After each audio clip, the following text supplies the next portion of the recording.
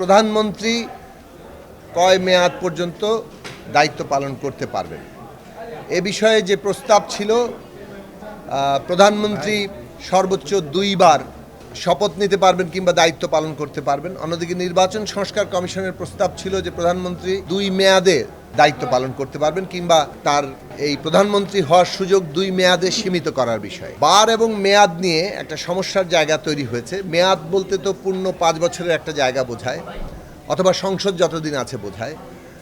আর 2 বার বলতে যেভাবে একই মেয়াদের মধ্যে 2 বার হতে পারে, এই রকম একটা সমস্যার জায়গা থেকে আলোচনাটা এসেছিল যে এখানে প্রস্তাব এসেছিল যে প্রধানমন্ত্রীর মেয়াদকাল এক জীবনের সর্বোচ্চ একটা বছর দিয়ে ঠিক করা, এবং এই বিষয়ে আসলে সর্বোচ্চ 10 বছর একজন ব্যক্তি তার জীবৎকালে প্রধানমন্ত্রীর দায়িত্ব পালন করতে পারেন।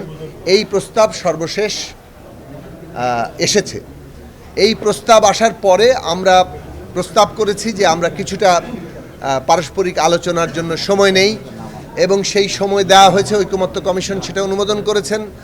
পরস্পর রাজনৈতিক দলগুলো আলাপ আলোচনা করেছে, এবং আলাপ আলোচনার পরে যখন আবার আলোচনা শুরু হয়েছে সেখানে অধিকাংশ রাজনৈতিক দল, 3টি দল বাদে অধিকাংশ রাজনৈতিক দল এই বিষয়ে একমত হয়েছে যে সর্বোচ্চ 10 বছর একজন ব্যক্তি তার জীবনকালে প্রধানমন্ত্রীর দায়িত্ব পালন করতে পারবেন।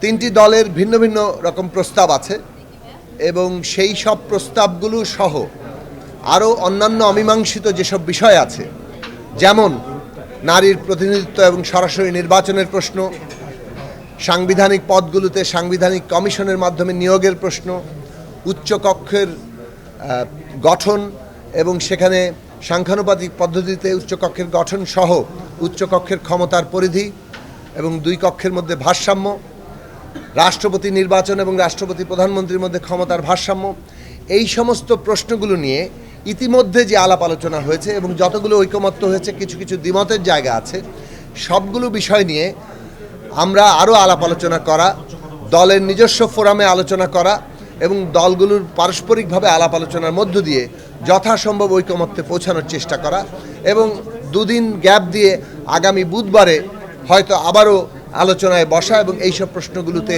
চূড়ান্ত সিদ্ধান্তের জায়গায় আসা, সেই বিষয়ে আসার জন্য এক ধরনের সিদ্ধান্ত হয়েছে। আমরা প্রস্তাব করেছিলাম যে এটা যেহেতু প্রত্যেকটি দলই তার নিজ নিজ অবস্থান জানিয়েছেন, আবার একই সাথে যখন আমরা এইভাবে সব দল একসাথে বসছি, যেটা বাংলাদেশের ইতিহাসে একটা অনন্য ঘটনা, অভূতপূর্ব ঘটনা, এই রাজনৈতিক দলগুলো যখন পারস্পরিক আলাপ আলোচনার মধ্যে দিয়ে প্রত্যেকেই সমৃদ্ধ হচ্ছেন, একে অপরকে নানাভাবেই এঙ্গেজ করছেন, এবং এর মধ্য দিয়ে নতুন প্রস্তাব কিংবা অবস্থানগত কিছু পরিবর্তনও ঘটছে, এবং সবগুলো পরিবর্তনই ইতিবাচক পরিবর্তন, অর্থাৎ আরও অধিকতর ঐক্যের দিকে আমরা যাচ্ছি। কাজেই আমাদের একেবারে তাড়াহুড়া না করে, কারণ মূল প্রশ্নগুলো এই ক্ষমতার কাঠামো নিয়ে, এবং সেই সব প্রশ্নে যদি আমরা আরও বেশি ঐক্যমত আসতে পারি, তাহলে বাংলাদেশের এই যে রাষ্ট্রের গণতান্ত্রিক পুনর্গঠন, এইটা আরও যথার্থভাবে এগিয়ে যাবে। এটা একটা ঐতিহাসিক কাজ। কাজেই কিছুটা সময় লাগলেও জুলাইয়ের মধ্যে এখনও আমাদের যথেষ্ট সময় আছে। সেই সময়ের মধ্যে আমরা আলাপ আলোচনা করে এই সব প্রশ্নে যত বেশি ঐকমত্য হওয়া যায় সেটার আমাদের চেষ্টা করা উচিত।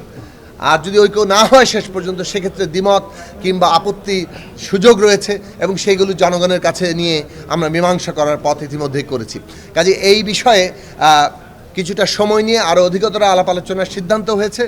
যেসব প্রশ্নে ন্যূনতম ঐক্যমত্য হয়েছে, কিন্তু এখনও কিছু কিছু বিষয়ে দ্বিমত আছে।